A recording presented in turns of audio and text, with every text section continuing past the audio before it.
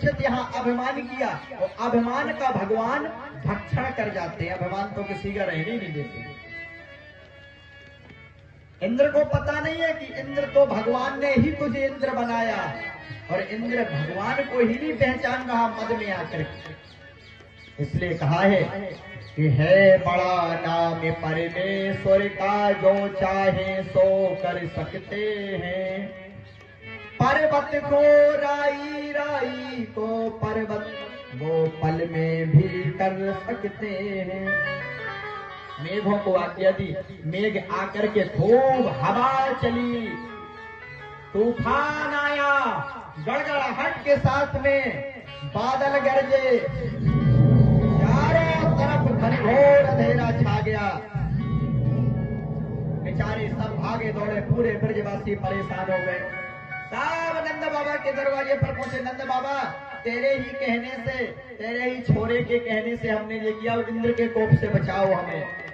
भगवान ने कहा, भैया जिसकी हमने पूजा की है उसी गोवर्धन के पास सब चलो। सभी ने जल्दी जल्दी अपने सामान उठाए, सभी गोवर्धन के समीप पहुंच गए। भगवान ने कहा, उठाओ गोवर्धन। ग्वाल बाल बोले, कन्हैया इतना बड़ा गोवर्धन हम लोगों से कैसे उठ जाएगा? अरे बोले, दूध घी खाए हुए हो, लगाओ थोड़ा थोड़ा ताकत। भगवान ने सबका हाथ लगवाया, क्योंकि वो तो लीलाधारी थे, किसी को बताना नहीं चाहते थे कि मैं परमात्मा हूँ। लीलाधारी ने सबके हाथ लगवाए, और पलक झपकते ही भगवान ने कन्नी उंगली पर और गोवर्धन को धारण कर लिया। बोलिए गोवर्धन महाराज की।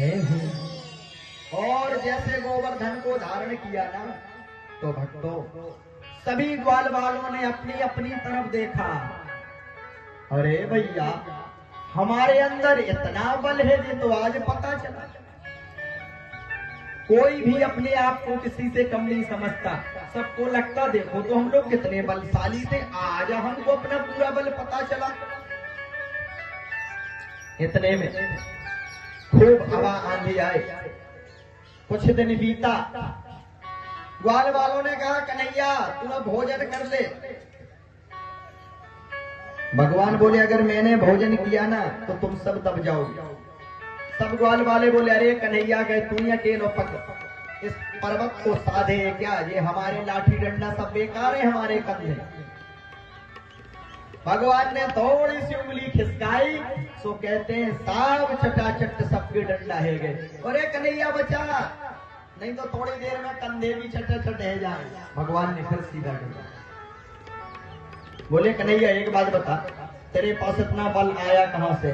बोले, एक मैंने देवता की पूजा करी, बाई ने स्वप्न में मुझसे कहा कि जिसके तरफ तू देखेगा उन सब का बल तुझ में आ जाएगा। दूसरा ग्वाला बोला, तभी तो मैं देख रहा हूं कन्हैया कि मैं अब दिन पे दिन पतलो काहे जा रहा हूं। तो माखन चुराते चुराते अब लोगों का बल भी खींचने लगा, और तूने हम सबको बल खींच करके बोले, कछु माखन को बल बढ़ो, कछु गोपिल करी सहाय, और तुम सबन की कृपा से मेरे गोवर्धन लियो उठाए। भैया तुम सब लोगों के बल से तो मैंने गोवर्धन उठाया है, ये तुम लोगों की ही मेहनत है।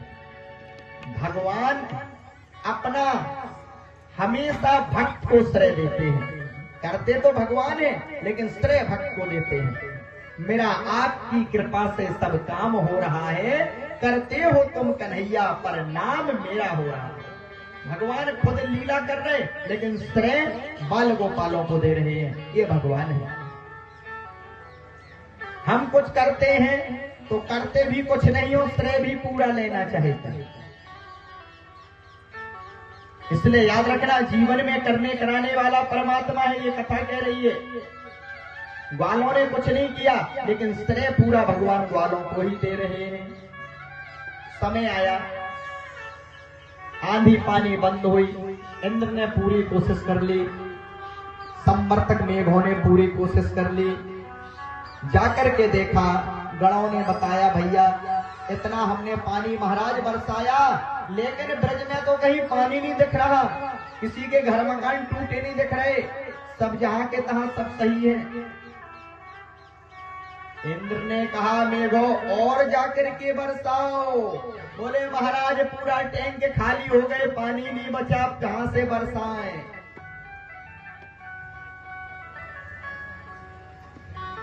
अब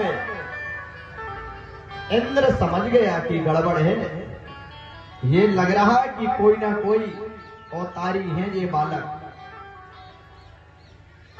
राजा परीक्षित कहते हैं, सुखदेव बाबा कहते हैं, राजा परीक्षित जब पूरी आदमी ताकत लगा लेता है, जब उसके सारे दाव पेंच फेल हो जाते हैं, तब परमात्मा याद आता है। अब जिसने जब पूरी ताकत लगा दी, इसका घमंड चूर हुआ, अब इसको समझ में आया कि मुझे जाकर के खुद देखना चाहिए। सब ग्वाल वाले अपने घर आ गए थे, अपने अपने घरों जाकर के भगवान की इंद्र ने कहते हैं कामधेनु गाय से अभिषेक किया और जाकर के चरणों में गिर गया। प्रभु क्षमा कर दो, मैंने पहचान नहीं पाया। नमस्तुभ्यं भगवते पुरुषाय महात्मने वासुदेवाय कृष्णाय सात्वतां पते नमः। कृष्ण कृष्णे महायोगेन विश्वात्मा विश्व संभवः भवता लोकनाथेन सनाथा वयम अच्युतः। हे ठाकुर जी, हे कन्हैया, हे जगत के पालनहार, हे जगदाधार, मुझे क्षमा कर दो, मैंने आपको पहचान नहीं पाया। कामधेनु गाय से अभिषेक किया, भगवान ने इंद्र को क्षमा कर दिया। राजा परीक्षित कहते इंद्र ने इतना गलत काम किया।